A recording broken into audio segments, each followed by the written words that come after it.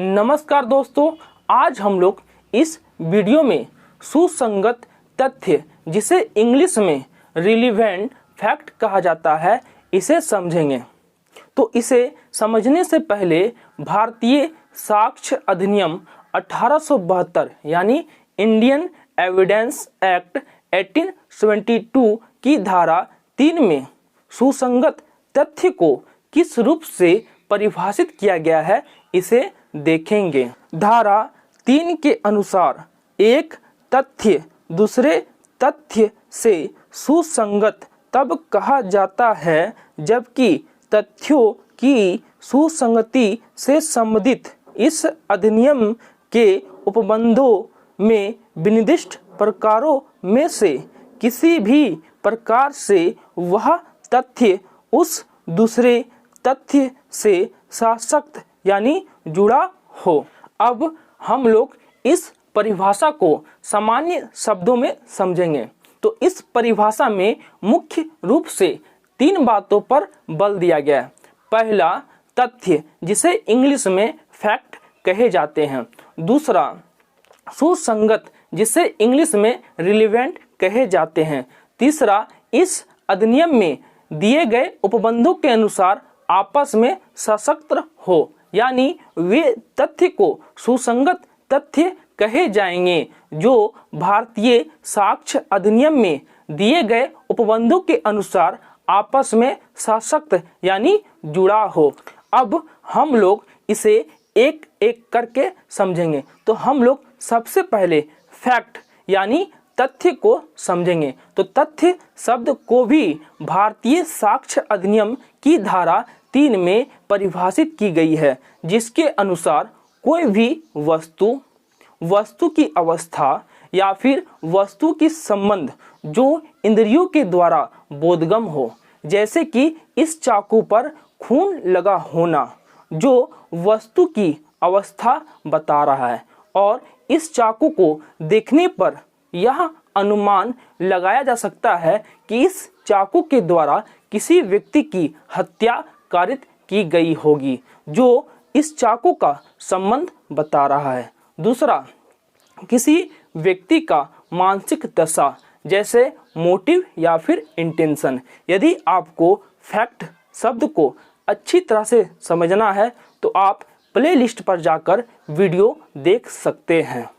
अब हम लोग सुसंगत शब्द को समझेंगे। और सुसंगत शब्द को भारतीय साक्ष्य अधिनियम में कहीं पर परिभाषित नहीं किया गया है।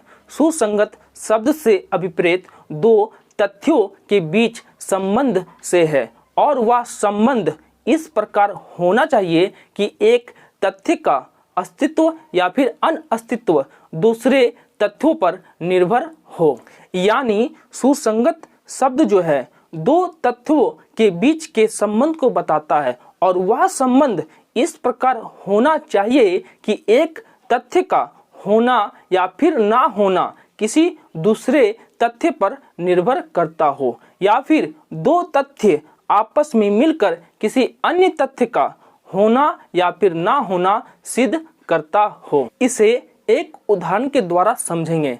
मान लीजिए इस व्यक्ति का हत्या कारित कर दी जाती है और इस व्यक्ति के पास एक खून लगा हुआ चाकू पड़ा मिलता है, और पुलिस के अन्वेषण से यह पता चलता है कि यह चाकू ए नामक एक व्यक्ति के द्वारा बनाया गया था। तो मरा हुआ व्यक्ति के पास चाकू मिलना यह एक फैक्ट है, चाकू पर खून लगा होना यह भी एक फैक्ट है, और इस चाकू का ए नामक व्यक्ति के द्वारा विशेष ऑर्डर पर बनवाया जाना यह भी एक फैक्ट है। और जब इन तीनों फैक्ट को यानी इन तीनों तथ्य को आपस में मिलाया जाएगा तो इससे यह अनुमान लगाया जा सकता है या फिर इससे यह सिद्ध किया जा सकता है कि इस व्यक्ति का हत्या ए ने किया है। तो इन तीनों तथ्य के बीच के संबंध को ही सुसंगत कहे जाते हैं, और इन तीनों तथ्य को सुसंगत तथ्य कहे जाएंगे। तो इस उदाहरण का प्रयोग बस आपको समझाने के लिए किया गया था। अब हम लोग तीसरे पॉइंट को समझेंगे।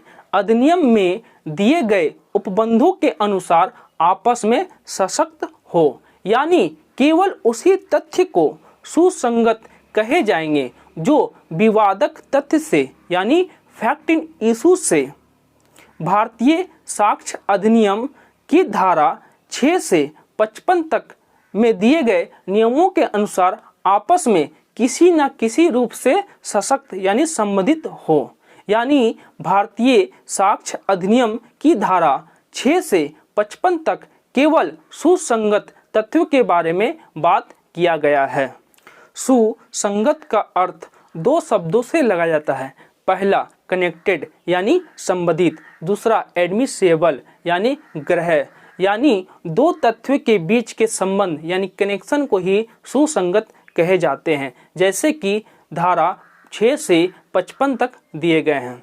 या वे तथ्य जो कोर्ट में एडमिट किए जाते हैं चाहे वह सुसंगत हो या फिर ना हो, जैसे कि धारा 146 से धारा 155 में दिए गए हैं। रिलेवेंसी और एडमिसेबल को हम लोग नेक्स्ट वीडियो में समझेंगे। अगर सुसंगत तथ्यों को लेकर कोई भी समस्या हो तो कमेंट में जरूर बताएं और इस वीडियो के अंत तक बने रहने के लिए धन्यवाद।